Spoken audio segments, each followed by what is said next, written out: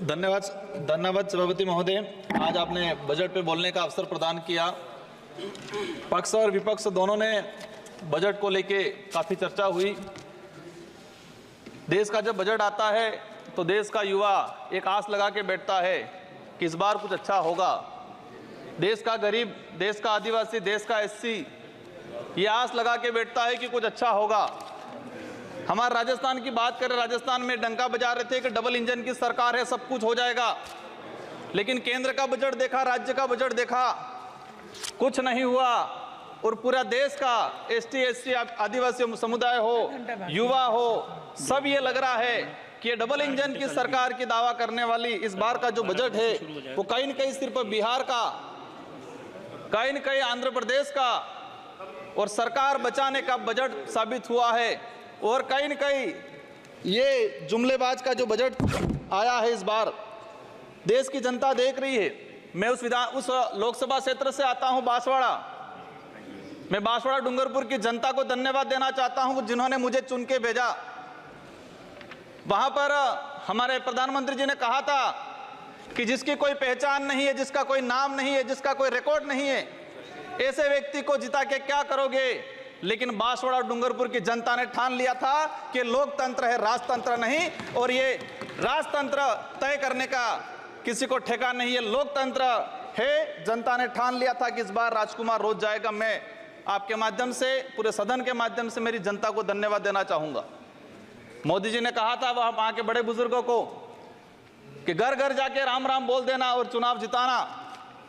वहां के बड़े बुजुर्गों ने ठान लिया और कह दिया था, और मेरे माध्यम से और आपके माध्यम से संदेश पहुंचाया है उन तक। मुझे कहा था मोदी जी को कह देना कि देश के आदिवासियों को उजाड़ने का काम पिछले 10 सालों में हुआ है। देश के अंदर धर्म की राजनीति हुई है। देश में 15 लाख रुपए बेरोजगारों को नौकरी देंगे यूं करके 10 साल राज किया है। इस बार हम सबक सिखाएंगे। और उन्होंने मेरे माध्यम से मैसेज पहुंचाया है कि गुरु गोविंद की धरती है, मावजी महाराज की धरती है, संत सुरमाल महाराज की धरती है। मानगढ़ दाप में 1500 आदिवासी शहीद हुए थे। मोदी जी 2 बार आए, लेकिन मानगढ़ के लिए, आदिवासी समुदाय के लिए एक शब्द नहीं बोल के गए, कुछ नहीं करके गए। तो उन्होंने मैसेज पहुंचाया है कि आदिवासी समुदाय जाग गया है और अब वो आदिवासी समुदाय नहीं रहा जो बहका में आ जाएगा और वोट दे देगा। माननीय सभापति महोदय, जो वर्तमान स्थिति बनी है बजट के अंदर, मैंने देखा धातुओं का खनन को लेकर उद्योगपतियों को टैक्स में छूट दी गई। लेकिन ये खनन कहाँ हो रहा है? धरती पे हो रहा है, हमारे देश में हो रहा है, पहाड़ों में हो रहा है, जंगलों में हो रहा है। और वहां पर जीव जंतु रहता है और आदिवासी समुदाय भी रहता है। लेकिन आदिवासियों के समय के आदिवासियों के लिए क्या प्रावधान किया गया? आदिवासी इलाके के अंदर देखा जाए, आदिवासी समुदाय बैठा हुआ है, उसको जमीन का पट्टा नहीं मिला हुआ आज तक, आजादी से पहले से बैठा हुआ है, लेकिन वो जमीन की बात करेगा। सभापति महोदय, यहाँ पर सत्ता को लेके होड़ मची रहती है, सत्ता पाने को लेके बोला जाता है। मैं जो कहना चाह रहा हूं, हमें सत्ता नहीं चाहिए, हमें हमारा अस्तित्व बचाना है, हमारा स्वाभिमान बचाना है, हमारा जल जंगल जमीन बचाना है। और देखा गया देश के अंदर आदिवासी समुदाय जल जंगल जमीन की बात करता है तो उसको नक्सलवाद का ठप्पा दे दिया जाता है, उसको नक्सलवाद के नाम से मारा जाता है। छत्तीसगढ़ का बस्तर का इलाका हम देखते हैं, 11 साल की बच्ची को मारा जाता है और कहा जाता है कि नक्सलाइट थी। 3-3, 4-4 साल के बच्चों को मारा जाता है, गर्भवती महिलाओं को मारा जाता है। आदिवासियों की, जब भी आदिवासी समुदाय अपने हक अधिकार की बात करता है तो उसको नक्सलाइट का ठप्पा लगाया जाता है। सभापति महोदय, आदिवासी समुदाय को या एससी समुदाय को फ्री की योजना, हम कहते हैं हमें फ्री की योजना मत दो, हमें हमारा हक दो, जल जंगल जमीन का मालिकाना हक दो। और संविधान के अंदर शेड्यूल 5 के अंदर, शेड्यूल 6 के अंदर जो रिजर्वेशन पॉलिसी लागू की है उसको धरातल पे लागू किया जाए।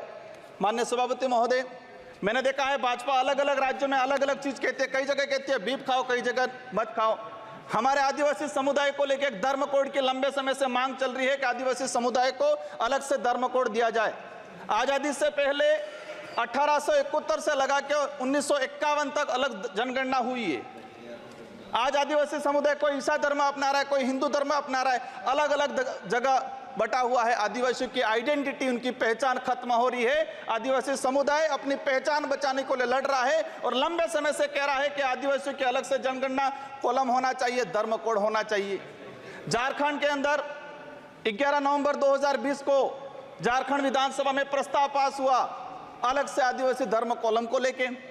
वहां विपक्ष में भाजपा थी और भाजपा ने समर्थन दिया और कहा कि आदिवासी समुदाय धर्म व्यवस्थाओं में भले हिंदू हो ईसाई उसमें नहीं आता है, आदिवासियों की अलग परंपराएं रीति रिवाज है, उनको धर्म कोड जारी किया जाए।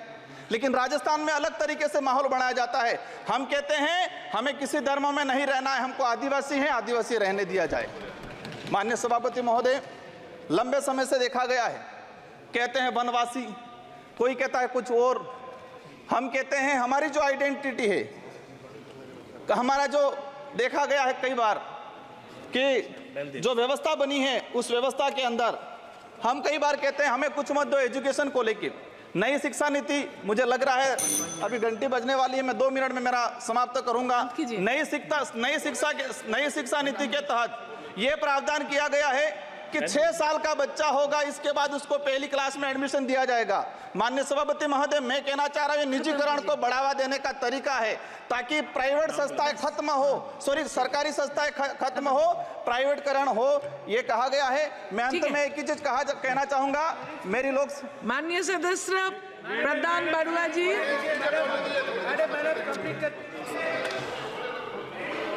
हो गया। धन्यवाद महोदया, मुझे आपने बजट में बोलने के लिए मौका दिया। मैं सर्वप्रथम प्रधानमंत्री जी को धन्यवाद ज्ञापन करता हूं, क्योंकि असम का अहोम डायनेस्टी का माउंट बेरियल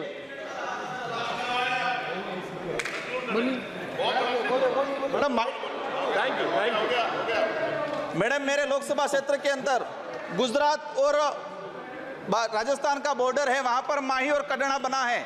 मैं सरकार से कहना चाहता हूं, अगर आदिवासी समुदाय के लिए, उस क्षेत्र के लिए कुछ करना चाहते हो तो इरिगेशन के तहत माही और कड़ना से प्रोजेक्ट तैयार करके उस इलाके के अंदर रखा जाए।